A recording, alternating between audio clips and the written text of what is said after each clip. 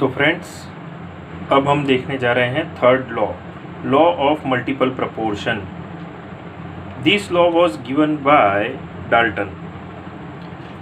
If two elements combine to form more than one compounds, the different masses of one element which combine with the fixed mass of the other element bear a simple integer ratio to one another।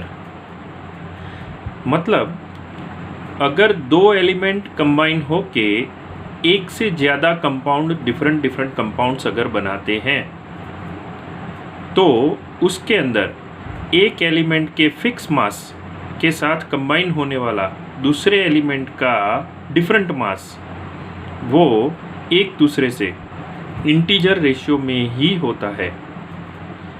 ये समझने के लिए एक example लेते हैं। For example, nitrogen and oxygen are two different elements. They form oxides of nitrogen. There are 5 oxides of nitrogen possible: N2O, NO, N2O3, N2O4 and N2O5। इस oxides के अंदर gram mass ratio nitrogen to oxygen वो कितना है पहले वो देखेंगे। उसके बाद फिक्स्ड मास नाइट्रोजन का करेंगे 14, उसके साथ कंबाइन होने वाला ऑक्सीजन का डिफरेंट मास एक दूसरे के साथ कौन से रेशियो में है वो देखते हैं।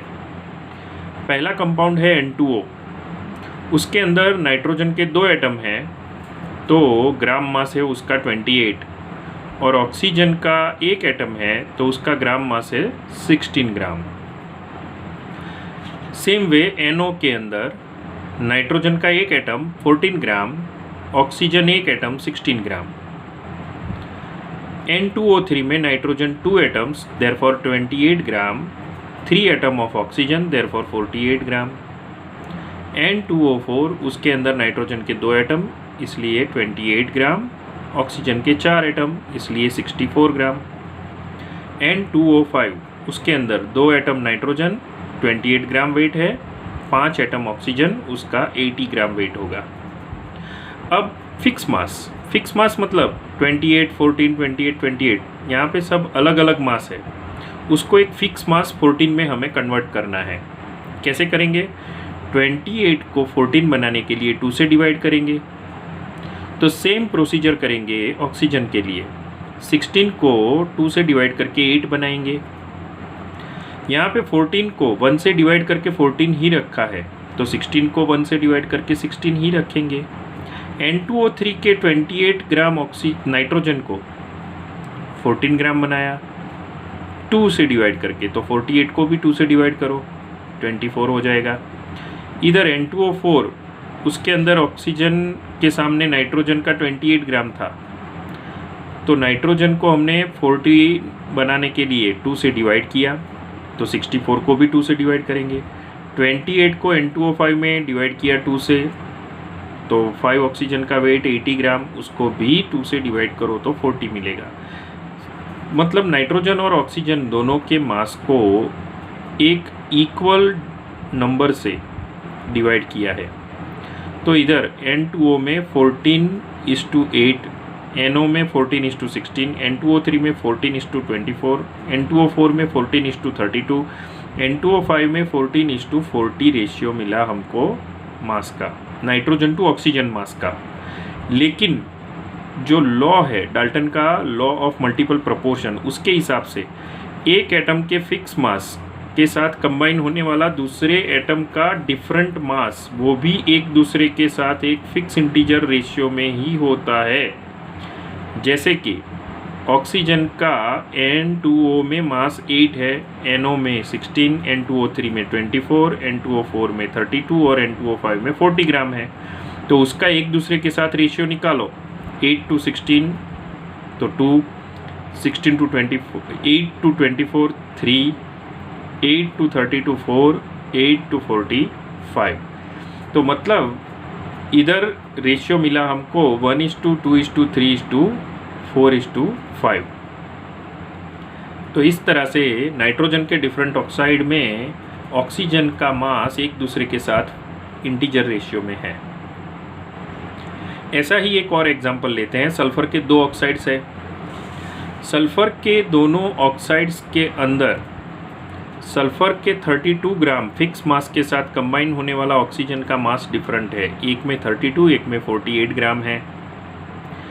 तो 32 ग्राम फिक्स मास के साथ कंबाइन होने वाले ऑक्सीजन के मास का एक दूसरे के साथ रेशियो क्या हो गया?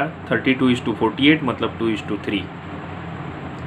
सेम वे आयन के दो ऑक्साइड्स है, FeO और Fe2O3। फर्स्ट वन में Fe का 56 ग्राम है, ऑक्सीजन का 16 ग्राम है। सेकंड वन Fe2 मतलब 2 एटम है तो उसका 112 ग्राम और 3 एटम ऑक्सीजन है मतलब 48 ग्राम हो गया। तो 56 बनाने के लिए इधर 1 से डिवाइड करेंगे, इधर 2 से डिवाइड करेंगे, तो इधर हो गया 56। तो वही कंपाउंड के अंदर ऑक्सीजन के मास को भी 2 से डिवाइड किया तो इधर बन गया 24। अब दोनों कंपाउंड के अंदर ऑक्सीजन टू ऑक्सीजन रेशियो निकालो, 16:48 मतलब 2:3। तो इस तरह से कॉन्सेप्ट को हम समझ सकते हैं। नेक्स्ट क्वेश्चन सॉल्व करते हैं इसके ऊपर, तो और भी अच्छी तरह समझ में आएगा कि ये लॉ कैसे टाइप के क्वेश्चंस कवर करता है। First question, which of the following pair of compounds cannot prove law of multiple proportion? Law of multiple proportion, that is Dalton's law। कौन सा प्रूव नहीं करता? A option NONO2, B COCO2, C H2O H2O2, D Na2S Na2F। ध्यान से observe करेंगे चारों option के अंदर, और लॉ के हिसाब से अगर देखें तो ये दो सेम टाइप के एटम से बनने वाले डिफरेंट कंपाउंड के लिए एप्लीकेबल लॉ है। मतलब नाइट्रोजन ऑक्सीजन, नाइट्रोजन ऑक्सीजन, ए डाल्टन का लॉ प्रूव करता है, बी भी प्रूव करता है क्योंकि दोनों एटम सेम है, CO2 में कार्बन ऑक्सीजन। हाइड्रोजन ऑक्सीजन से बनने वाले दो कंपाउंड H2O H2O2 मतलब सी भी प्रूव करता है।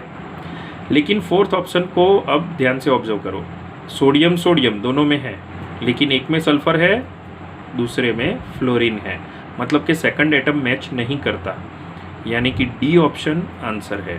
So here answer is D. Same way एक और क्वेश्चन है, what is the ratio by mass of oxygen combining with fixed mass of chlorine in ClO2 and Cl2O7 respectively. तो इस question को आप ध्यान से ऑब्जर्व करके FeO Fe2O3 या SO2 SO3 एंड नाइट्रोजन के ऑक्साइड उस तरह से करो। Thank you.